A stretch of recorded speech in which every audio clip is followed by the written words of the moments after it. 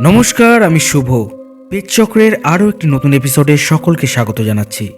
আজ পেজচক্রের 60 নম্বর এপিসোডে তোমাদের জন্য রয়েছে একটি ভয়ঙ্কর জিনের ঘটনা। আশা করছি ঘটনাটি তোমাদের ভালো লাগবে, আর যদি ভালো লাগে তাহলে লাইক, কমেন্ট, শেয়ার করে দেবে। আর যারা নতুন শুনছো তারা প্লিজ চ্যানেলটিকে সাবস্ক্রাইব করে নেবে। তাহলে আজকে দেরি না করে আজকের ঘটনাটি শুনে নেওয়া যাক।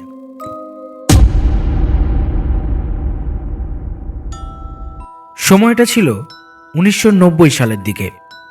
তখনকার দিনে গ্রামের বাচ্চা প্রসবের জন্য ধাইমা নামক এক মহিলা পাওয়া যেত। যেহেতু তখনকার দিনে মানুষের এত বেশি সুযোগ সুবিধা ছিল না, হাসপাতালের ওপর তারা খুব একটা বিশ্বাস করতেন না। তো একদিন ধাইমা রাত্রে তার কাজ শেষ করে বাসায় ফিরছিলেন। তার হাতে ছিল হ্যারিকেনের টিমটিমে আলো। হঠাৎ একটা লোক ধাইমার পথ আগলে দাঁড়ালেন। বললেন, মা, আপনার সাথে আমার কিছু কথা আছে। আমার স্ত্রী প্রসব বেদনায় খুব কষ্ট পাচ্ছে। আপনি আমাকে দয়া করে সাহায্য করবেন? ধাইমা যদিও তখন ক্লান্ত ছিলেন, তারপরেও লোকটির কথা শুনে বেশ মায়া হলো। লোকটির গায়ে শুধু একটি লুঙ্গি আর কাঁধে গামছা ছাড়া আর কিছুই ছিল না। ধাইমা ভয় পেতে লাগলো, যদি উনি ডাকাত হয়। তারপরেও এত কিছু না ভেবে উনি তার সাথে হাঁটতে থাকলেন। ধাইমা খেয়াল করলেন যে হ্যারিকেনের আলো ওনার ঠিক সহ্য হচ্ছে না। কিছুক্ষণ পর উনি বললেন, মা, আপনি কি হ্যারিকেনের আলোটা একটু বন্ধ করবেন? আমি তো আপনাকে সাথে নিয়ে যাচ্ছি। ধাইমা তখন ভাবতে থাকলো, যদি নিভিয়ে দিই তাহলে যদি ডাকাতি করে তখন কি করা যাবে। যদিও ধাইমার কাছে টাকা পয়সা খুব একটা ছিল না। এইভাবে হাঁটতে হাঁটতে একসময় তারা গ্রামের প্রত্যন্ত একটি খালপাড়ের কাছে একটি বাগানে এসে হাজির হলো। ধাইমা তখন কিছুটা আঁচ করতে পারলেন যে আসলে তার সাথে কি হতে চলেছে।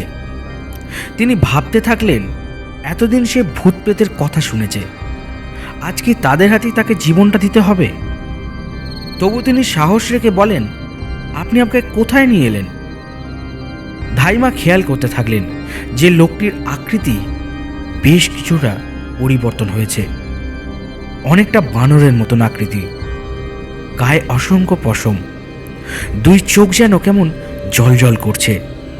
ধাইমা ভাবতে থাকলেন, যদি জীবন চলে যায় কি আর করা, হয়তো এদের হাতে জীবন গেলে ভগবান আমাকে মাফ করেও দিতে পারেন।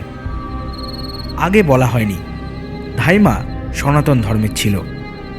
কিছুক্ষণ পর লোকটি বলল, মা, ভেতরে আমার স্ত্রী আছে, আপনি আসুন।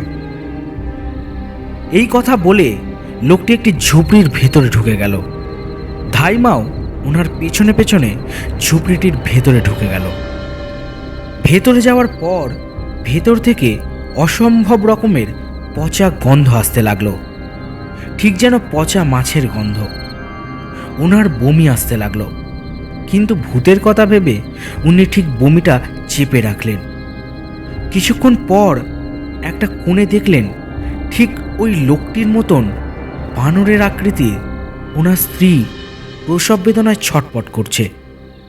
ধাইমা কিছু না ভেবে তার কাজ শুরু করে দিলেন। বেশিক্ষণ লাগলো না, প্রায় আধ ঘন্টার ভেতরেই একটা বাচ্চা প্রসব হলো। বাচ্চাটাও ছিল ওনাদের মতন আকৃতির, অনেকটা বানরের মতন, দুটো চোখ জলজল করছিল। ধাইমা হঠাৎ করে লক্ষ্য করলো বাচ্চাটার ঠোঁটের দুই ফাঁক দিয়ে ধারালো দাঁত দেখা যাচ্ছে।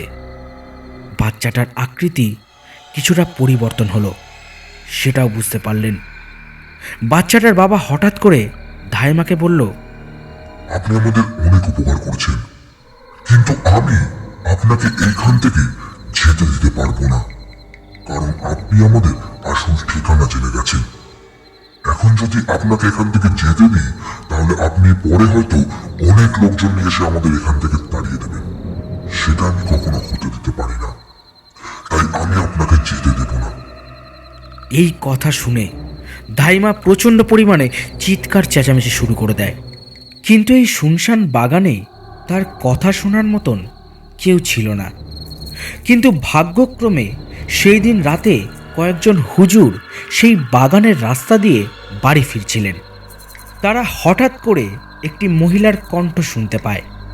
কিছুক্ষণ খোঁজাখুঁজির পর দেখতে পায় একটি মহিলা শূন্যে হাত ছুঁড়ে চিৎকার করছে আর বলছে, আমাকে এখান থেকে যেতে দাও, আমি কাউকে বলবো না। কিন্তু ওই হুজুরগুলো ওই মহিলা ছাড়া আর কাউকে দেখতে পাচ্ছে না। তারা সবাই মিলে দল বেঁধে সেই মহিলাটির কাছে যায়। যখনই তারা কাছে গিয়ে মহিলাটার গায়ে হাত রাখে, মহিলাটা অজ্ঞান হয়ে যায় এবং তারা ধরাধরি করে মহিলাটিকে তার সঙ্গেই নিয়ে যায়। মহিলাটির জ্ঞান ফিরলে হুজুর সেই মহিলার কাছ থেকে সব ঘটনা জানতে পারে এবং সকাল হলে ধাইমাকে তার বাড়িতে পৌঁছে দিয়ে আসে। তারপর সব হুজুর মিলে সেই বাগানে আবার যায় এবং জিনটিকে সবাই মিলে সেই জায়গা থেকে তাড়িয়ে দেয়। এই ঘটনার কয়েকদিন পর ধাইমা পুকুরে ডুবে মারা যায় এবং সেই হুজুরেরা একে একে সবাই মারা যায়। একজন হুজুর মারা যাওয়ার আগে ঘটনাটি অনেককে জানিয়ে যায় এবং বলে যে কেউ যেন ভুল করেও সেই জায়গাটিতে কখনো না যায়, গেলে হয়তো তাদেরও একই পরিণতি হবে। এই ঘটনাটা আমাদের গ্রামে খুব প্রচলিত। ঘটনাটা তোমাকে লিখে পাঠালাম, আশা করছি ঘটনাটা পছন্দ হবে।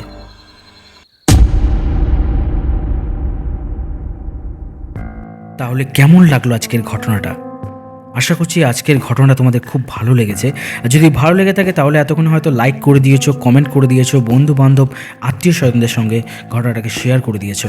আর যারা নতুন শুনছো তারা অবশ্যই চ্যানেলটিকে সাবস্ক্রাইব করে নিও, কারণ প্রত্যেক সপ্তাহে সোমবার ও বৃহস্পতিবার আমাদের পিচচক্রের আসরে নতুন নতুন সত্যি ভৌতিক ঘটনা কিন্তু আসতেই থাকে। আজকের ঘটনাটা একটু অন্যরকম ঘটনা ছিল। আর যদি তোমাদের কাছেও এইরকম কোনো ঘটনা থাকে তাহলে তোমরা খুব সহজেই আমাদেরকে মেল করে পাঠাতে পারো pitchchakra23@gmail.com বা হোয়াটসঅ্যাপ করতে পারো আমাদের হোয়াটসঅ্যাপ নাম্বারে। হোয়াটসঅ্যাপ নাম্বার আমি আমার ভিডিও ডিসক্রিপশন বক্সে দিয়ে রাখলাম। হতে পারে পরবর্তী এপিসোডে তোমাদের পাঠানো ঘটনায় শোনানো হবে আমাদের পিচচক্রের আসরে। আর একটা কথা মনে রাখবে, পিচচক্র কোনো কাল্পনিক বা অলৌকিক ঘটনাকে সমর্থন করে না। পিচচক্রের কাজ শুধুমাত্রই শ্রোতাদের মনোরঞ্জন করা। তাই আশা করব তোমরা ঘটনা শোনার আনন্দেই ঘটনাগুলিকে শুনবে এবং আমাদেরকে সাপোর্ট করবে। আজকের এপিসোড এইখানেই শেষ করছি। দেখা হচ্ছে পরবর্তী নতুন এপিসোডে। ততক্ষণ ভালো থাকবে, সুস্থ থাকবে। নমস্কার।